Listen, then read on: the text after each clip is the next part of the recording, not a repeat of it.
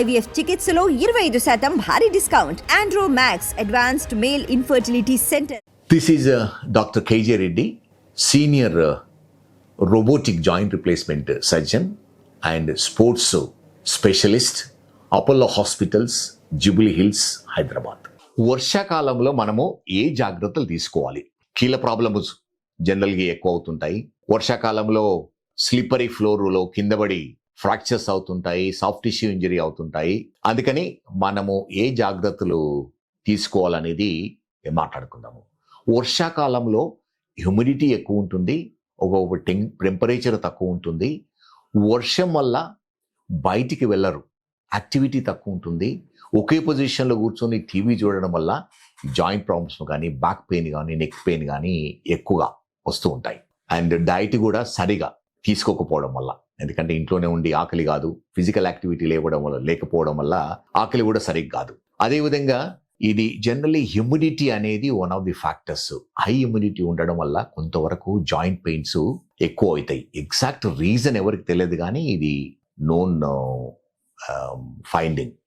అదేవిధంగా కొంచెం టెంపరేచర్ తక్కువ కావడం వల్ల మన పెయిన్ థ్రెషోల్డ్ అనేది తక్కువ అవుతుంది. అందుకని మీరు గమనించి ఉంటారు, చిన్న దెబ్బ తగిలినా కూడా చలికాలంలో నొప్పి ఎక్కువ అవుతుంది. అదేవిధంగా ఎవరికైతే ఆర్థరైటిస్, కీళ్ళ నొప్పులు ఉన్నవో ఈ చలికాలం వల్ల హ్యూమిడిటీ ఎక్కువ ఉండడం వల్ల నొప్పులు ఎక్కువ అవుతుంటాయి. దాని గురించి మనము ఏ జాగ్రత్తలు తీసుకోవాలో తెలుసుకుందాము.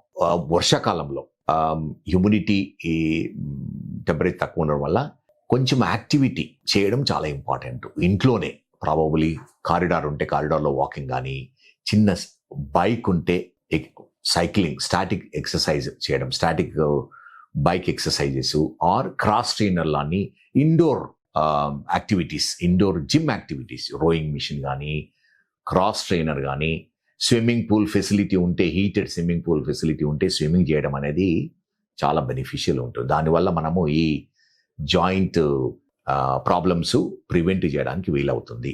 అదేవిధంగా ఒకే పొజిషన్లో ఎక్కువసేపు కూర్చోకుండా కొంచెము ఎవ్రీ 2-3 అవర్స్కు లేచి తిరగడం అనేది చాలా ఇంపార్టెంట్. అదేవిధంగా మనము ప్లెంటీ ఆఫ్ వాటర్ తీసుకోవాలి. ఒకసారి ఏంటంటే చలికాలంలో, వర్షాకాలంలో ఇంట్లో ఉండి వాటర్ తక్కువ తీసుకుంటుంటాం, కానీ ఎనఫ్ వాటర్ మనము తీసుకోవాలి. అదేవిధంగా న్యూట్రిషియస్ డైట్ అనేది చాలా ఇంపార్టెంట్. ఒమేగా ఫ్యాటీ యాసిడ్స్ కానీ, గుడ్ అమౌంట్ ఆఫ్ ప్రోటీన్స్, అదేవిధంగా పెరుగు కానీ, మిల్క్ ప్రోడక్ట్స్, డ్రై ఫ్రూట్స్ తీసుకోవడం వల్ల ఏమవుతుందంటే మనకు బాడీకి ఎనఫ్ ప్రోటీన్స్ వస్తాయి. అదేవిధంగా calcium supplements, vitamin D supplements తీసుకోవడం వల్ల ఏమవుతుందంటే మసిల్స్, బోన్స్, జాయింట్స్ హెల్దీగా ఉంటాయి.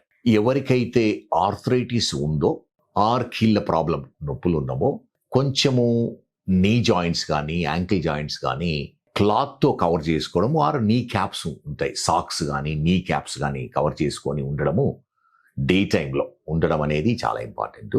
అదేవిధంగా నైట్ టైంలో వామ్ క్లోదింగ్ వేసుకొని బ్లాంకెట్ కవర్ చేసుకొని పడుకోవడము చాలా మంచిది. ఎందుకంటే కోల్డ్కి ఎక్స్పోజర్ వల్ల ఏమవుతుంది, జాయింట్ స్టిఫ్గా అవుతాయి, నొప్పిగా అవుతాయి, తర్వాత మూమెంట్స్ కూడా పెయిన్ఫుల్గా ఉంటాయి. సో రెగ్యులర్ లైట్ ఎక్సర్సైజెస్ అనేది చాలా ఇంపార్టెంట్.